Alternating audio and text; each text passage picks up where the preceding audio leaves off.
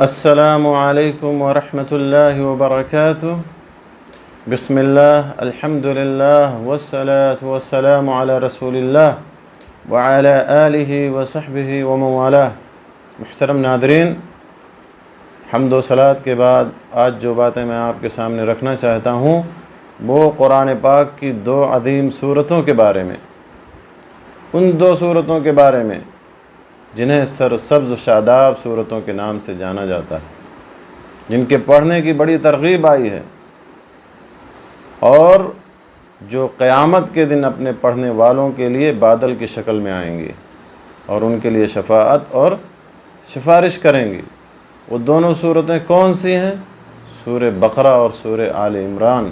اللہ کے نبی صلی اللہ علیہ وسلم نے سورہ بقرہ کی فضیلت بیان کرتے ہوئے فرمایا، سورہ بقرہ کی اہمیت کو بیان کرتے ہوئے فرمایا، لا تجعلوا بیوتکم مقابر، تم اپنے گھروں کو قبرستان نہ بناؤ۔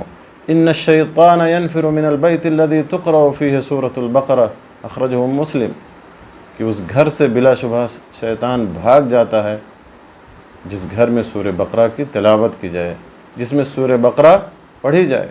یہ حدیث صحیح مسلم کے حوالے سے۔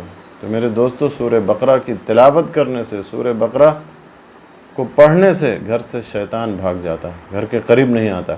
اسی طرح سے دوسری حدیث ہے ابو امامہ الباہلی رضی اللہ تعالیٰ عنہ سے، کہتے ہیں کہ میں نے رسول اللہ صلی اللہ علیہ وسلم کو فرماتے ہوئے سنا، اقرأوا القرآن فإنه يأتي يوم القيامة شفيعا لأصحابه، اقرأوا الزهراوين البقرة وسورة آل عمران فإنهما يأتيان يوم القيامة كأنهما غمامتان إلى آخر الحدیث۔ یہ حدیث بھی صحیح مسلم کے حوالے سے ہے۔ آپ صلی اللہ علیہ وسلم نے کیا فرمایا کہ قرآن پڑھو اس لیے کہ وہ قیامت کے دن اپنے پڑھنے والوں کے لیے سفارشی بن کر آئے گا۔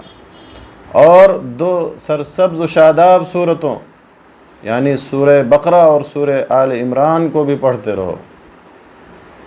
تو سورہ بقرہ اور سورہ آل عمران کو دو سرسبز شاداب صورتوں کے نام سے اس حدیث میں اللہ کے نبی صلی اللہ علیہ وسلم نے ذکر کیا کہ ان دو صورتوں کو بھی پڑھتے رہو، اس لیے کہ وہ قیامت کے دن اپنے پڑھنے والوں کی طرف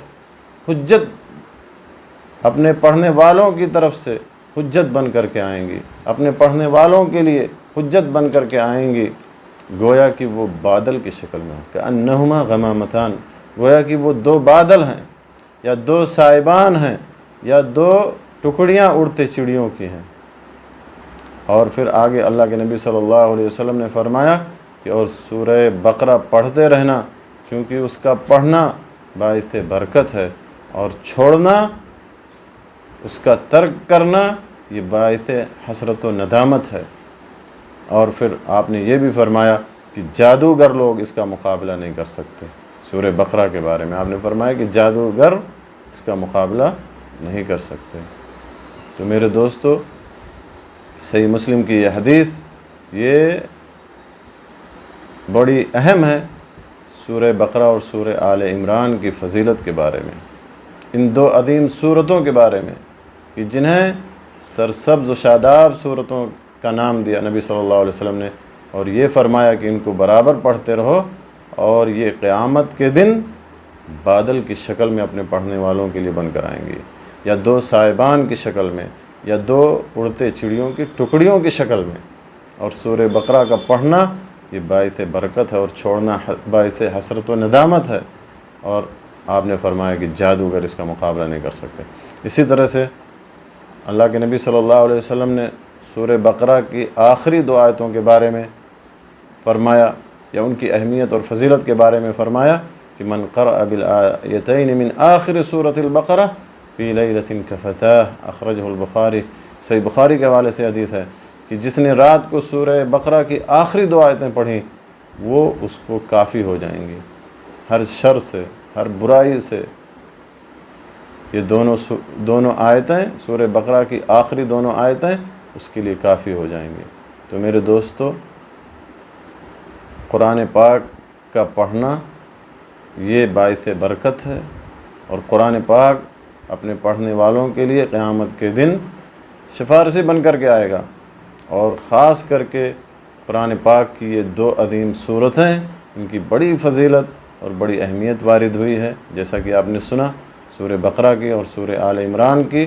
ان دونوں صورتوں کو سرسبز و شاداب صورتوں کا نام دیا گیا، اور یہ دونوں صورتیں قیامت کے دن اپنے پڑھنے والوں کے لیے سفارش کریں گی، اور سورہ بقرہ کی تلاوت سے شیطان گھروں سے بھاگ جاتا ہے، اور سورہ بقرہ کی آخری دونوں آیتیں پڑھنے سے وہ انسان کے لیے یا پڑھنے والے کے لیے کافی ہوں گی۔ اللہ تعالیٰ سے دعا ہے کہ اللہ تعالیٰ ہمیں قرآن پاک کی تلاوت کرنے اور ان دونوں صورتوں کی عظمت اور فضیلت اور اہمیت جاننے کے بعد ان کو پڑھنے اور ان کے معانی اور مفاہیم کو سمجھنے کی، ان میں غور و فکر کرنے کی اللہ تبارک و تعالیٰ ہمیں توفیق دے۔ آمین۔ وآخر دعوانا ان الحمدللہ رب العالمین، وصلی اللہ علی نبینا محمد وعلی آلہ وصحبہ اجمعین۔